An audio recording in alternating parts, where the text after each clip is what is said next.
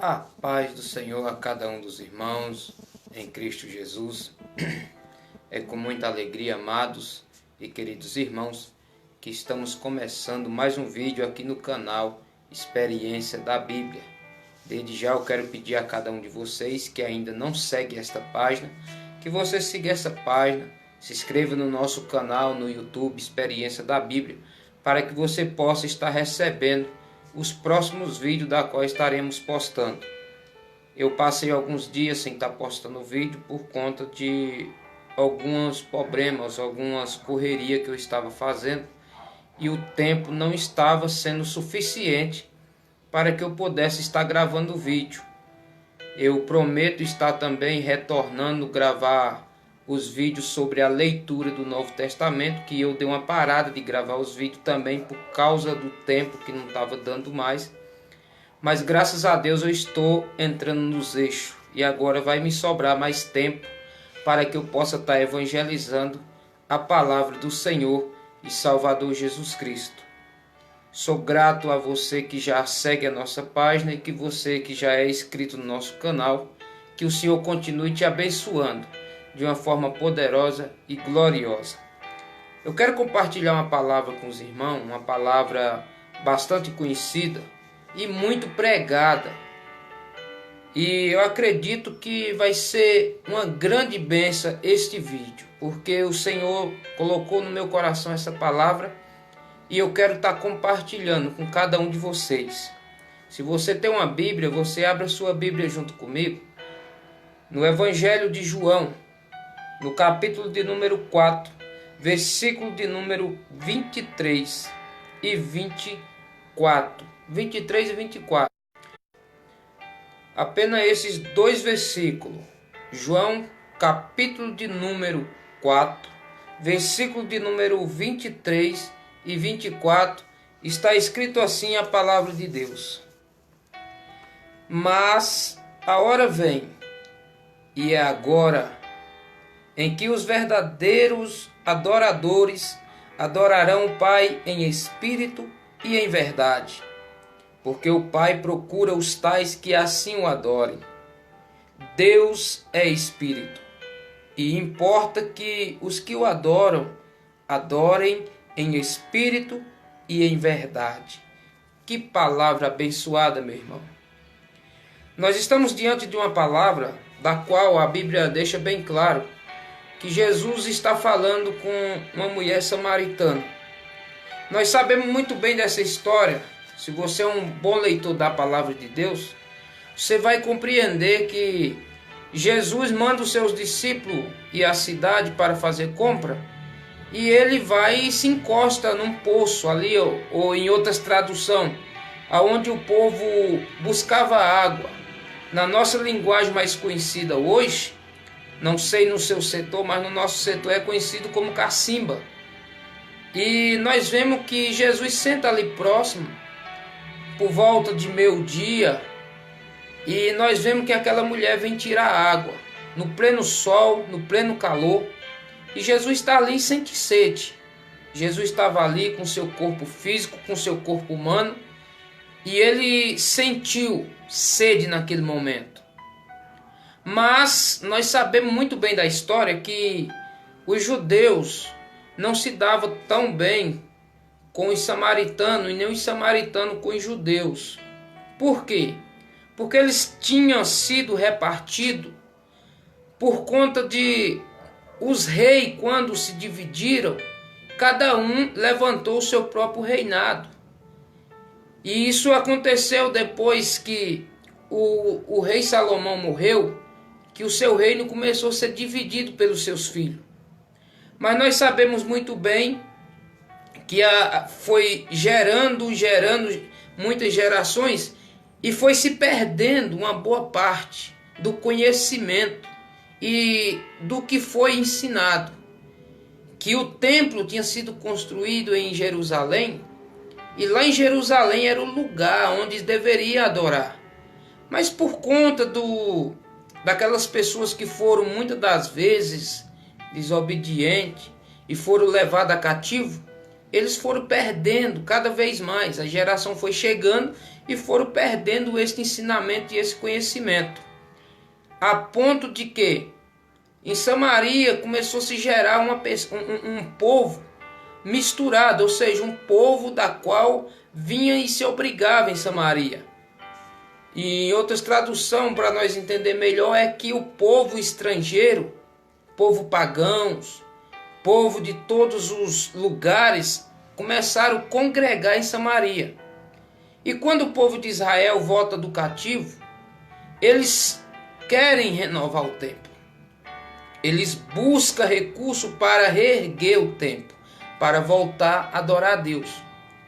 Aí, segundo a história, diz que o povo de Samaria, também judeus, mas porém por ele estar coligado com pessoas de outras nações que não tinham o sangue natural dos judeus, eles se levantaram para quê? Para ajudar a erguer o templo. Só que os judeus enraizados, aqueles judeus tradicionais, eles não aceitaram a ajuda dos samaritanos. Porque eles diziam que os samaritanos eram um povo pagão e eles não tinham parte na herança que Deus tinha deixado. E assim aconteceu essa contenda e gerou muitos conflitos e muitos tempos. Até um dia que Jesus veio. E quando Jesus chega, ele vai direto para Samaria. E quando ele tem um encontro com aquela mulher samaritana, a Bíblia vai dizer que ele sente sede e pede água. Quando se trata de água, nós sabemos que para que o homem seja limpo ou a mulher seja limpa, é necessário eles tomar um banho. É necessário que eles provem da água, porque não tem outro meio de ficar limpo senão tomando um banho. Mas a mulher, quando ouve Jesus pedindo para beber, ela fala bem assim: como tu pede de beber a mim, que sou uma mulher samaritana? Não sabes tu que os samaritanos não se dão com os judeus? Aí Jesus diz bem assim: se tu soubesse quem te pede de beber, tu pediria água a ele e ele te daria água viva. E tu não precisaria mais vir aqui a esse lugar buscar água. E aí começou um diálogo ali. E a mulher chega e pede para Jesus: me dá dessa água. Mas, irmãos, o que eu quero trazer no ponto e frisar aqui são adoração. Eu falei um pouco da história aqui para vocês compreenderem, porque os samaritanos não se davam com os judeus, porque eles tinham sido divididos por os seus ancestrais quando dividiu o reinado, quando Salomão morreu. Esse reinado foi dividido, Israel foi dividido. E aí foi uma turma para um lado, outra turma para o outro. Aí um servia e adorava a Deus nos montes, porque eles estavam proibidos de adorar no templo. E aí eles ficaram naquele negócio: nós adoraremos aqui e os judeus vão adorar em Jerusalém. A ponto de quando Jesus conversar com essa mulher, ela vai dizer que esses montes nossos pais o adoraram, e vós dizeis que é em Jerusalém o lugar que se deve adorar. Aí Jesus fala para ela da seguinte forma: mulher, crê que a hora vem em que nem nesse monte, nem em Jerusalém adorarei o Pai. Por quê? Porque que nem nesses montes e nem em Jerusalém adorarão o Pai. Jesus vai dizer: sabe por quê? Porque vós adorai o que não sabes. Nós adoramos o que sabemos, porque a salvação vem dos judeus. Jesus está dizendo que a salvação vem dos judeus por ele ser judeu. E ele diz mais: mas a hora vem e agora é, em que os verdadeiros adoradores adorarão o Pai em espírito e em verdade, porque Jesus já não estava mais no templo. Jesus agora estava fora do templo. Jesus agora não estava no monte. Jesus agora não estava em lugares criados por mão de homens. Jesus agora estava naqueles lugares e está aonde as pessoas buscam e clamam a Ele. Sabe por quê? Porque a Bíblia vai nos dizer claramente que o próprio Deus, ele promete para o seu povo em Jeremias capítulo de número 29, está escrito assim, olha que interessante. Jeremias 29, o Senhor faz uma promessa para o seu povo e para todos aqueles que buscam Ele. Diz assim, olha, então me invocareis, e ireis, e orareis a mim, e eu vos ouvirei. E buscar-me-eis, e me achareis, quando me buscardes de todo o vosso coração. É isso que a palavra de Deus está dizendo para nós. Que quando nós buscarmos o Senhor, quando orarmos ao Senhor, não importa o lugar que você esteja. Se você está em Jerusalém, se você está em Samaria, se você está em casa, se você está no monte, não importa. O Senhor está falando daquele que buscar de todo o coração.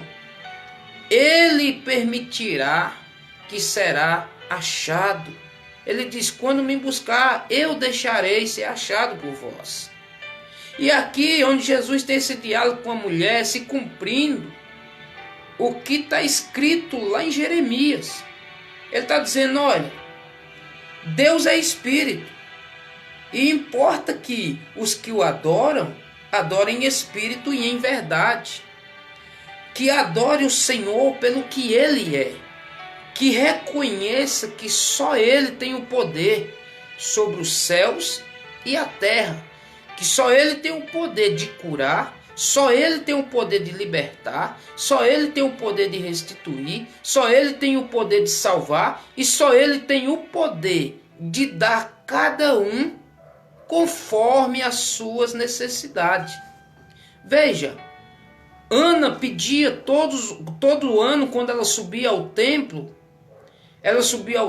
para orar, ainda era o tabernáculo ainda do Senhor.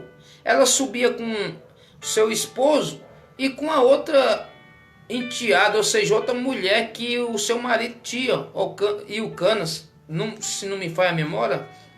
Aí o que acontecia? Quando ela orava, ela pedia algo para fazer com que apresentasse aquela pessoa que perseguia ela, dizendo, você tem, eu também tenho. Tipo assim, como um deboche.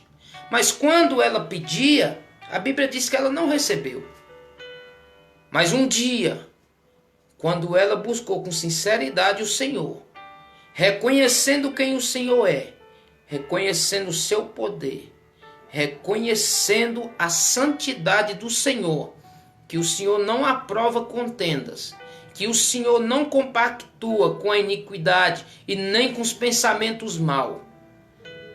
Ela orou, se quebrantou diante do Senhor e disse, Senhor, se tu me deres um filho varão, este te devolverei para servir a ti até os últimos dias da vida dele.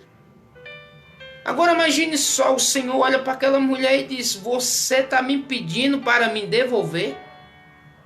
Eu vou te dar esse filho. Você vai me devolver? Pois então eu vou te dar. O Senhor não estava fazendo braganha com Ana. O Senhor apenas se agradou, dizendo, Senhor, se o Senhor me deu, eu te devolvo. Porque eu sei que o filho, não é isso que está escrito em Salmo 127?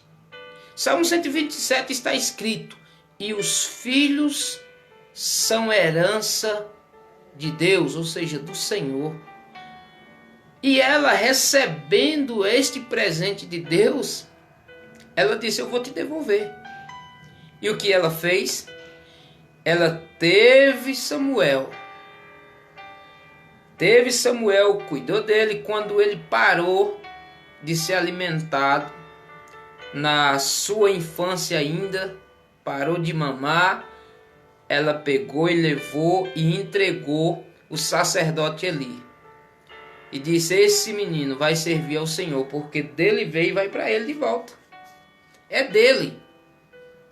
Mas o que acontece? A Bíblia vai dizer que no cântico de Ana, na alegria de Ana, o Senhor abre o ventre e faz o quê? Abençoa com 1 e até mesmo 7. Ou seja, muitos, nesta palavra que Ana se expressa, acontece que Ana teve mais filhos, além de Samuel. Não é mencionado com mais clareza dentro da Bíblia, mas nós sabemos que a forma de ela dar testemunho que o Senhor é bom e misericordioso, que ela não teve só apenas Samuel, ela teve mais filho depois dele. Porque quando ela orou e creu que o Senhor é poderoso, que o Senhor é glorioso para dar tudo aquilo que a gente busca e acredita e confia nele. Outra coisa interessante é, a Bíblia vai dizer que o Senhor olha para a terra, ele olha para a terra e se arrepende de ter criado o homem. Olha para você ver, Gênesis capítulo de número 6, Gênesis capítulo 6, vamos ver aqui algo interessante. Gênesis 6, versículo de número 5 e 6 está escrito assim. Gênesis 6, 5 e 6 está escrito assim. E viu o Senhor que a maldade do homem se multiplicava sobre a terra, e que toda imaginação dos pensamentos de seu coração era somar continuamente. Então arrependeu-se o Senhor de haver feito o homem sobre a terra, e pensou-lhe em seu coração, disse o Senhor: destruirei de sobre a face da terra o homem que criei. O Senhor, ele viu a maldade do homem, que cada vez mais se multiplicava. Até mesmo seus pensamentos eram mal continuamente. Não era somente na mente, mas sim também nas práticas. A ponto de o Senhor sondar os corações desses homens e ver que só tinha maldade. Não tinha nada que se aproveitasse. Então o Senhor disse que ia destruir toda a carne de sobre a face da terra. Mas o Senhor deixa bem claro na sua palavra, dizendo no verso 8: Noé, porém, achou graça aos olhos do Senhor. Por que Noé achou graça diante dos olhos do Senhor? Porque diante daquela geração, diante daquelas maldades, diante daquelas abominações, Noé era um homem de oração, um homem que temia a Deus, um homem que não se corrompeu. Todos os que estavam em sua volta se corromperam. Todos os que estavam em volta de Noé se corromperam, mas ele não se corrompeu, ele não se vendeu, ele não se deixou se dominar por as coisas que aconteciam.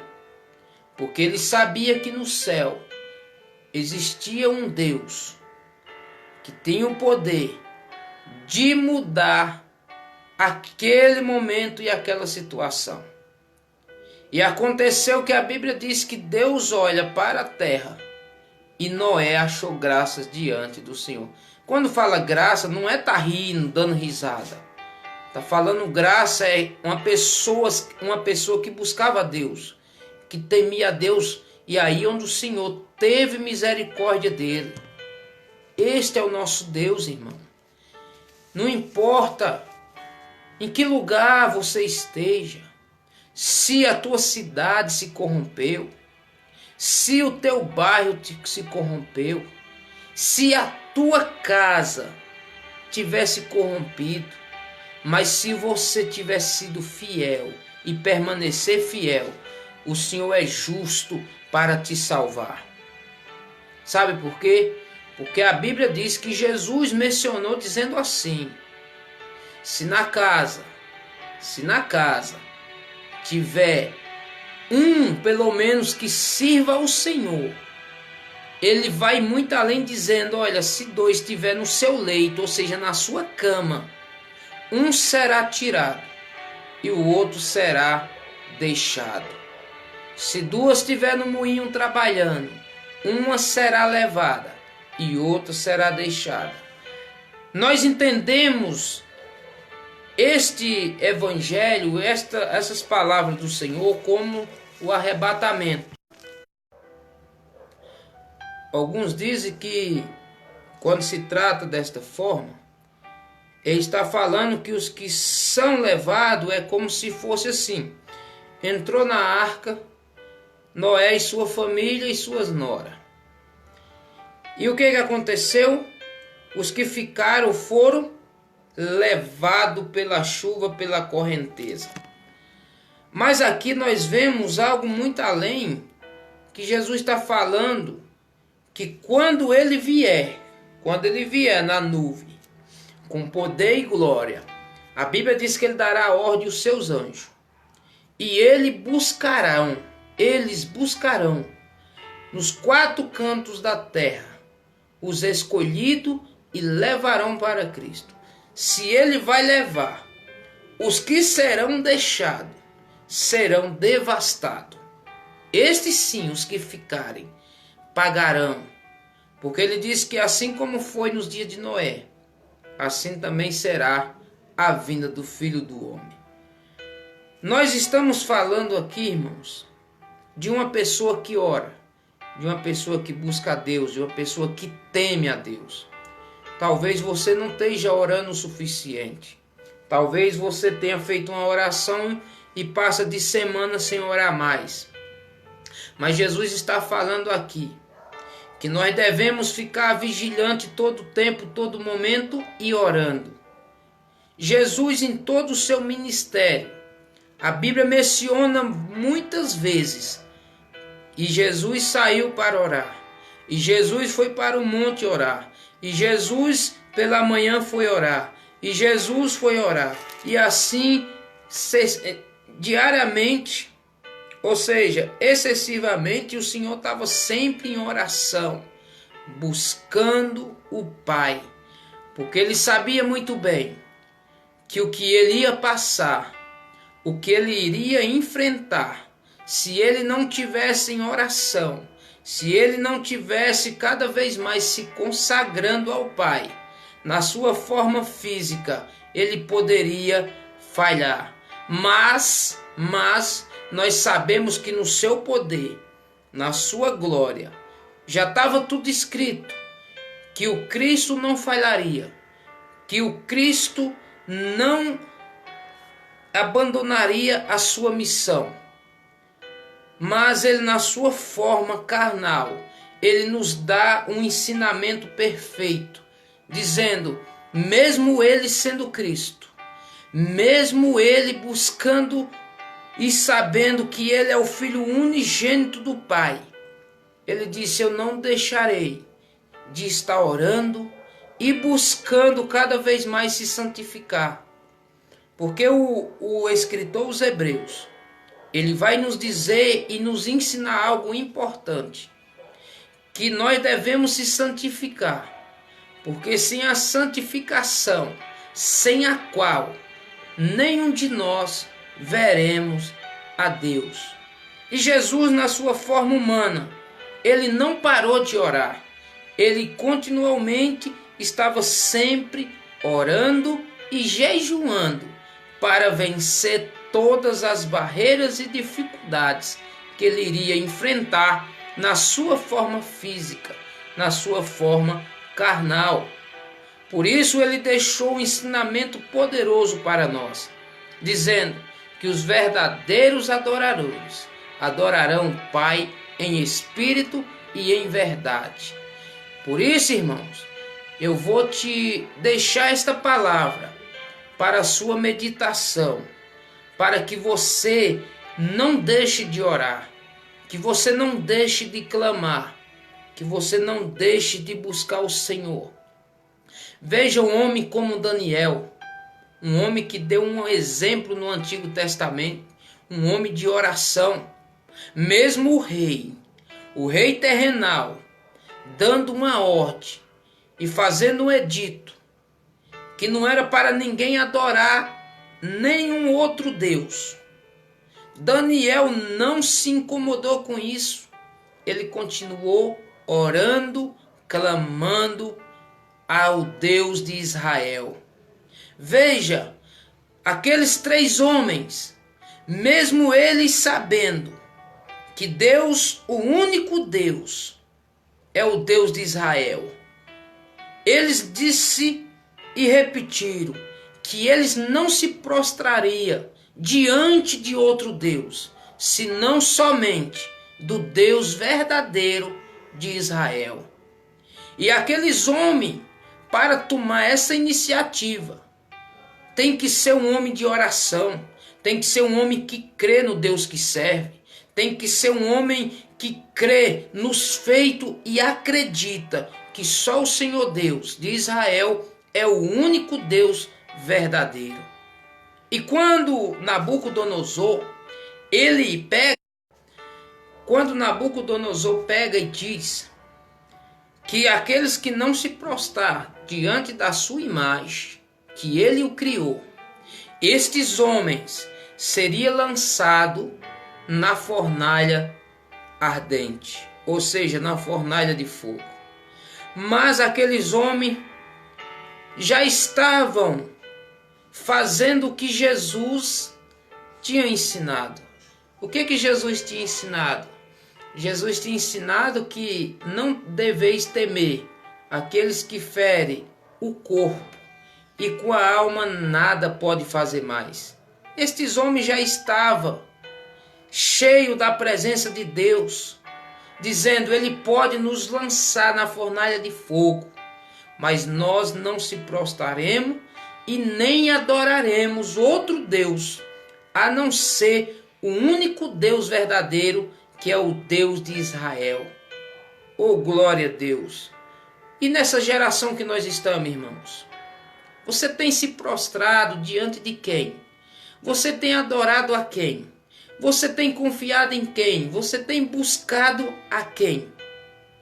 Quantos e quantas denominações, denominações, eu não estou falando generalizando todos os cristãos, estou falando denominações que estão criando um sistema de algo para ser cultuado, para que essas pessoas venham esquecer do próprio Deus e confiar em objetos culturais. Ou seja, quantos e quantas pessoas estão fora, olha, entenda, estão fora das igrejas que vem escravizando o povo desde a antiguidade, com seus objetos de culto, com seus objetos da qual não edifica, não santifica, não transforma, não muda e não salva, mas as pessoas vêm sempre nessas tradições, fazendo o que é abominação diante de Deus.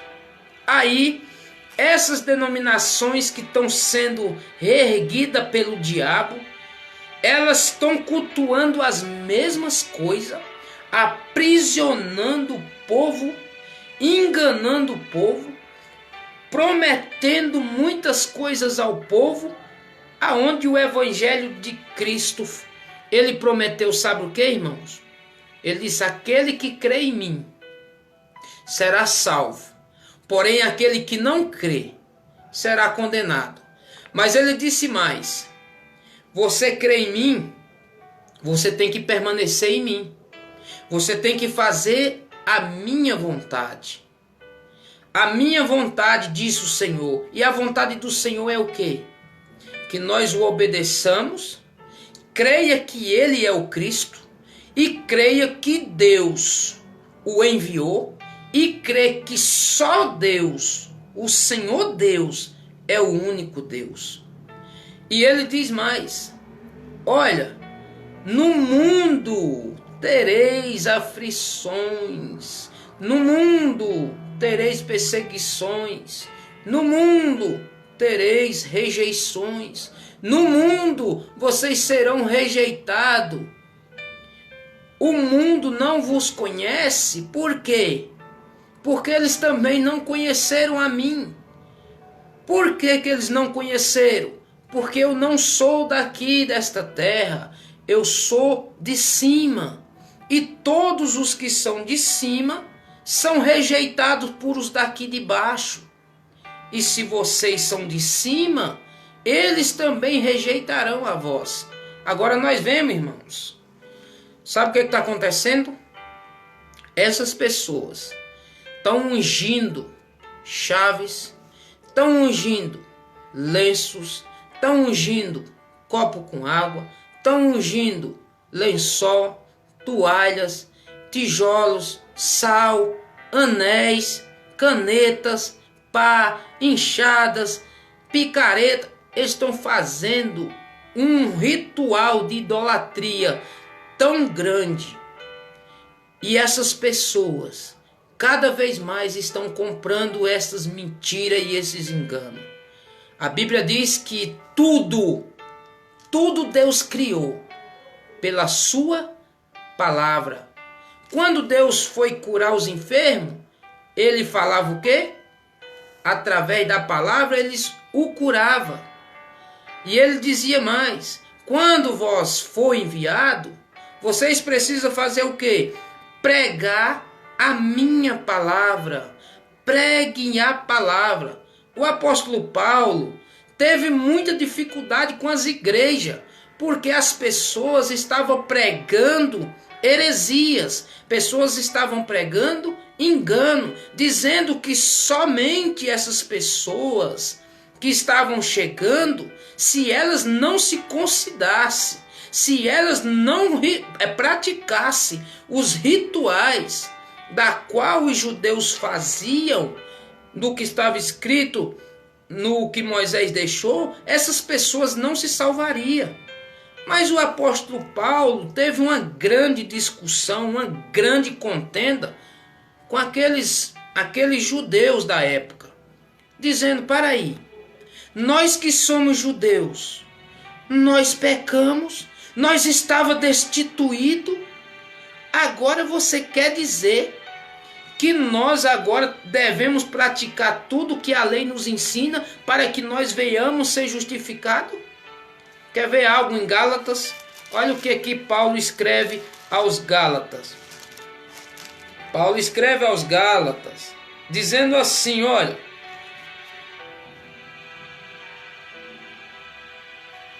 capítulo 2 de Gálatas, versículo de número 19, está escrito assim a palavra: sabendo que o homem não é justificado pelas obras da lei, mas pela fé em Jesus Cristo. Olha que maravilha! O homem, eu e você, não somos justificados pelas obras da lei, mas sim pela fé em Jesus Cristo. Agora, interessante é que as pessoas não lêem a Bíblia, as pessoas não conhecem os seus escritos e vêm trazendo tradições, vêm trazendo enganos que aprenderam, que veio de uma tradição pagã, mentirosa, enganosa. Quer saber por quê? Quando a verdade chega, essas pessoas ficam bravas. E foi isso que Jesus fez. Quando Jesus pregava a palavra, os judeus ficavam tão estressados, com tanta raiva de Jesus, que procuravam matá-lo. Por quê? Porque eles tinham uma tradição. E essa tradição via de quê? Dos ensinamentos dos seus pais. E os seus pais, eles tinham a lei, mas eles não cumpriam a lei. Mas os ensinamentos deles era para que todos fizessem conforme a lei. E ninguém nunca deu conta de cumprir a lei, senão somente Jesus Cristo. Jesus Cristo deu conta de cumprir a lei. Por isso, eu falo e repito, se você vê alguém dizendo que Jesus falhou, você pode abertamente olhar para ele e dizer assim, você está dizendo que Jesus falhou porque você não lê a palavra de Deus e porque você não conhece a Deus. Porque a Bíblia diz claramente que Jesus não falhou, que Jesus não errou e o sacrifício dele foi o suficiente para salvar aqueles que morreram antes da sua chegada e os que morreram com a sua chegada e os que virão depois da sua chegada. Tá vendo que maravilha? O sacrifício de Cristo é o suficiente para salvar a minha vida e também a sua vida.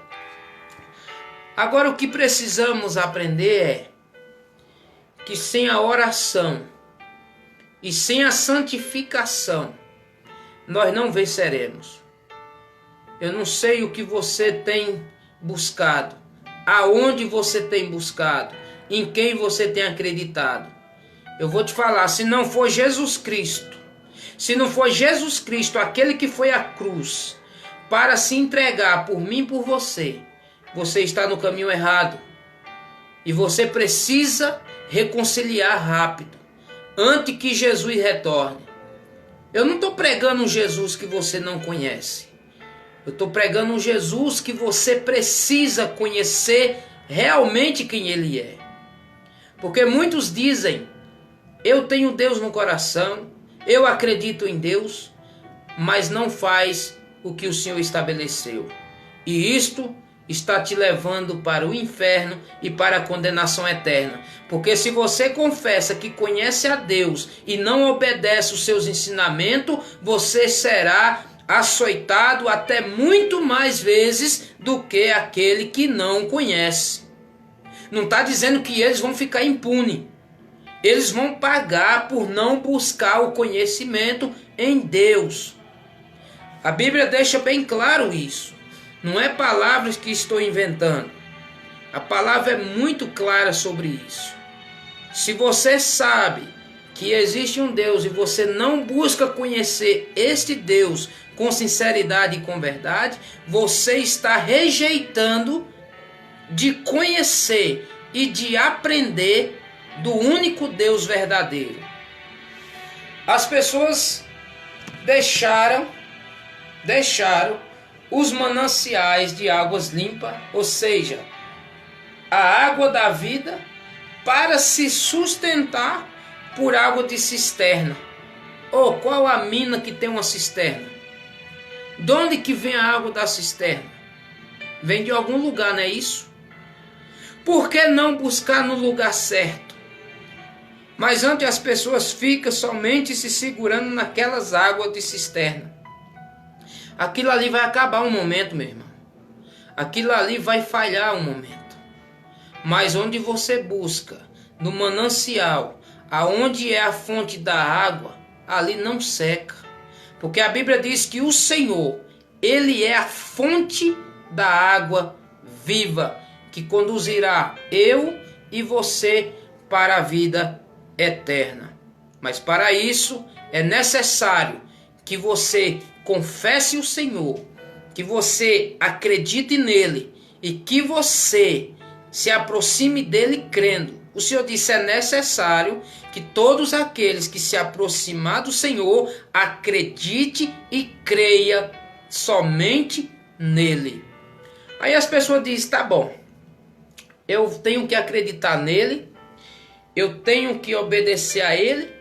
E como é que ficam os discípulos que a gente ora para que eles intercedam por nós? Um exemplo, pessoas oram para São Pedro, ora para São João, ora para Tiago, ora para o apóstolo Paulo, ora para a mãe de Jesus. A Bíblia diz que você está perdendo o seu tempo. Sabe por quê? Porque eles não estão mais limitados sobre esse tempo. Você tem que orar para os que estão vivos. E quem que está vivo? A Bíblia diz que Jesus ressuscitou ao terceiro dia. Mas a Bíblia não diz que Maria ressuscitou ao terceiro dia. A Bíblia diz que Jesus é o Salvador do mundo. A Bíblia não diz que Maria é a Salvadora do mundo. A Bíblia diz que Jesus veio para perdoar os pecados. Mas a Bíblia não diz que Maria veio para salvar os pecados. A Bíblia diz que Jesus veio para dar visão aos cegos. A Bíblia não diz que Maria curou alguém ou fez alguém enxergar. A Bíblia diz que Jesus veio para dar vida e vida em abundância. Mas a Bíblia não diz que Maria veio para dar vida em abundância. A participação de Maria nesse cenário foi gerar, ou seja, permitir que o Salvador do mundo fosse gerado no seu ventre. Esta foi a participação de Maria. Agora imagine só, se ela tivesse se recusado, ela impediria que o Senhor Jesus viesse a este mundo? Não.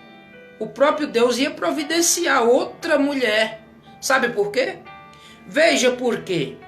Porque lá no Antigo Testamento, a Bíblia vai dizer que Deus promete um filho a Abraão. Não é isso? Você que leu a Bíblia sabe. Deus promete um filho a Abraão. Depois que Abraão tem este filho com Sara, sua esposa, o próprio Deus pega e fala assim: olha, Abraão, eu quero teu filho para mim, como um sacrifício. Imagine só a reação de Abraão. Depois que Deus deu aquele filho, agora Deus pede o filho de volta. E qual foi a reação de Abraão? Vou oferecer, porque foi Deus que me deu, tudo pertence a ele, é dele. Eu tenho que devolver o que é dele. Mas Abraão, a Bíblia diz que ele foi com o coração triste, mas fiel a Deus. Porque ele sabia e ele acreditava que Deus ia prover um sacrifício. Ele já estava anunciando o quê? Quando Deus ia prover, ele já estava falando que o filho dele, morrendo como sacrifício ao Senhor, ele não salvaria a humanidade. Por isso que ele disse: olha, eu sei que o meu Isaac não é o Cristo. O Senhor pediu, eu vou devolver a ele. Mas eu sei que na hora exata o Senhor proverá, ele vai prover um cordeiro para o sacrifício. E nós, irmãos? E nós? O que nós temos para oferecer ao Senhor? Será se realmente nós estamos crendo no Senhor como devemos? Nós estamos orando assim como o Senhor mais nos ensinou. Jesus nos ensinou todo instante, todo momento, dizendo: vigiai e orai. Vigiai e orai, vigiai e orai. E por que muitas das vezes nós estamos sendo cada vez mais desobedientes? Você já prestou atenção que quando tem uma campanha na igreja, eu falo campanha, mas não é de objetos não, viu, irmãos? Falo campanha de oração, aonde os irmãos se reúnem para orar, para ver o Senhor prover o que nós precisamos e o que nós necessitamos. Às vezes nós fazemos campanha para que Deus venha abençoar as famílias, que Deus venha libertar os nossos filhos dos vícios, que venha libertar nossas filhas da prostituição, que venha libertar, e assim excessivamente. Você tem observado quantas pessoas vai nessas campanhas? E quando a campanha é mais ou menos de 1 hora de oração, de joelho dobrado, agradecendo e clamando ao Senhor, você já percebeu quantas vezes nós olhamos para o relógio? Quantas vezes nós oramos para os irmãos se alguém se levantou? Você tem observado como a nossa mente tem trabalhado contra isso? Pois é, irmão. E eu falo, não é de oração repetitiva, porque Jesus diz que quem ora, olha que palavra. Jesus diz que quem ora repetindo as mesmas palavras são os ímpios. São aqueles que acham e acreditam que por muitos falarem serão ouvidos. Mas nós que somos salvos, nós que somos cristãos verdadeiros, a Bíblia diz que nós devemos orar a oração sincera e verdadeira, crendo que receberemos, porque a Bíblia diz que antes que nós peçamos qualquer coisa, o Senhor já sabe muito bem do que eu e você precisa, do que eu e você necessita. Este é o nosso Deus. E encerrando, nós não somos justificados pelas obras da lei, meu irmão. Nós não somos justificados por tradições. Nós somos justificados pela fé em Cristo Jesus. E esta fé é que nos faz cada dia mais buscar o Senhor com temor e tremor. Que Deus maravilhoso, né, irmãos? Nós não sabemos fazer outra coisa a não ser pecar todos os dias. Nós somos pecadores, irmãos. Enquanto nós estiver aqui nessa terra, nós não passamos de pecadores. Mas lembre-se, João deixou escrito: filhinhos, não pequeis. Mas se pecar, lembre-se que nós temos um advogado. Nós temos um advogado que é Cristo. E se nós confessarmos os nossos pecados a Ele, olha, a quem eu devo confessar os meus pecados? Se nós confessar os nossos pecados a Ele, a Jesus Cristo, Ele é justo, Ele é fiel para nos perdoar os pecados e para nos purificar de toda injustiça. Homem na terra pode fazer isso, irmãos? Claro que não. João está falando do próprio Senhor Jesus Cristo. Só Ele tem o poder de perdoar o meu pecado e o seu. Quando nós confessarmos e se arrependemos e não praticamos mais. Não estou dizendo que você não peca, irmãos. Todos nós estamos sujeitos a pecar. Mas, se nós estamos vivendo hoje é dia de arrependimento. Hoje é dia de confessar ao Senhor, dizendo: Senhor, me perdoe. Porque mais uma vez eu pequei contra o Senhor. Peça ao Senhor o Espírito Santo para que te ajude, para que você não continue pecando.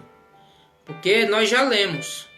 A Bíblia diz lá em Gênesis que Deus sonda os pensamentos, e quando Ele sondou os pensamentos daquela geração, Ele viu que era má continuamente, tanto os seus pensamentos como o coração deles.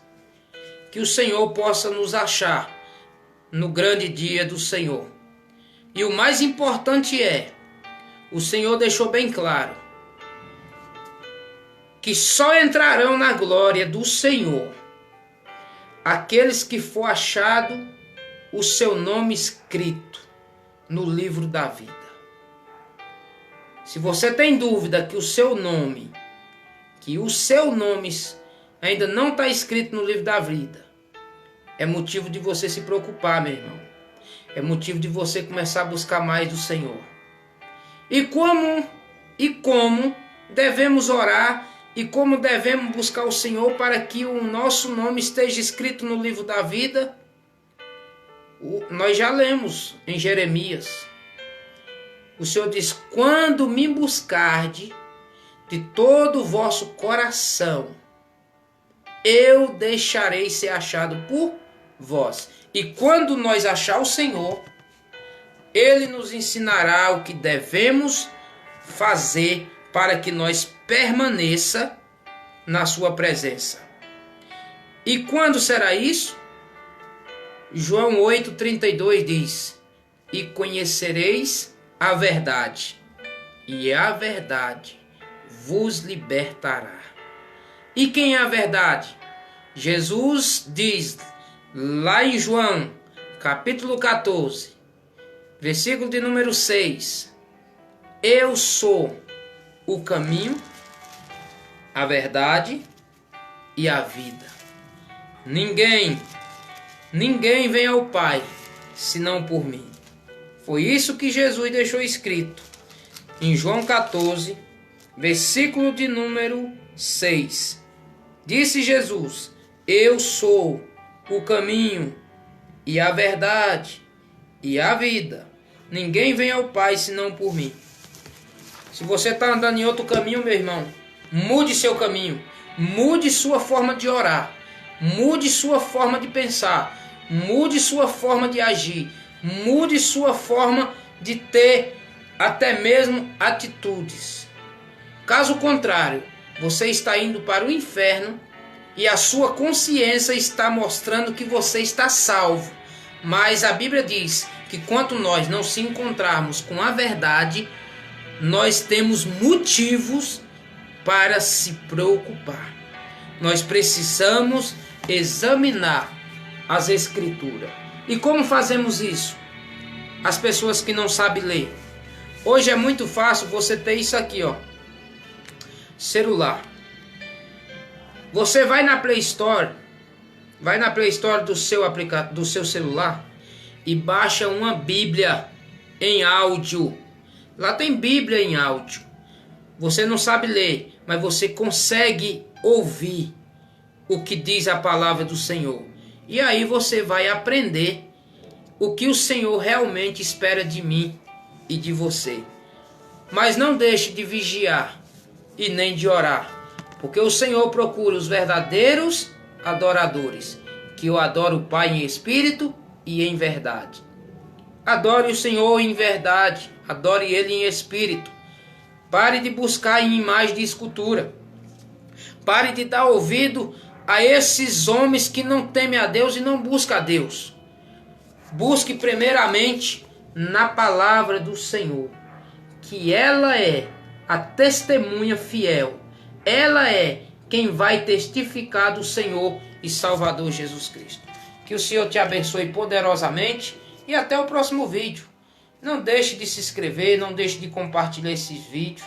Compartilhe para que mais alguém veja e ouça a palavra de Deus, para que eles vejam o caminho que eles estão andando, para que eles voltem para o caminho certo, para que eles busquem o caminho que conduz à vida e não o caminho que conduz à perdição. Que o Senhor te abençoe. Você que entrou e assistiu esse vídeo, que o Senhor te abençoe poderosamente. Que o Senhor possa estar todos os dias com você e te mostrando o caminho que você deve seguir. Procure rapidamente aprender do Senhor e você vai ver realmente qual o caminho que você está andando. Eu sou Naldo Vieira e este foi mais um vídeo do canal Experiência da Bíblia. Até a próxima, se assim o nosso Senhor e Salvador Jesus Cristo nos conceder.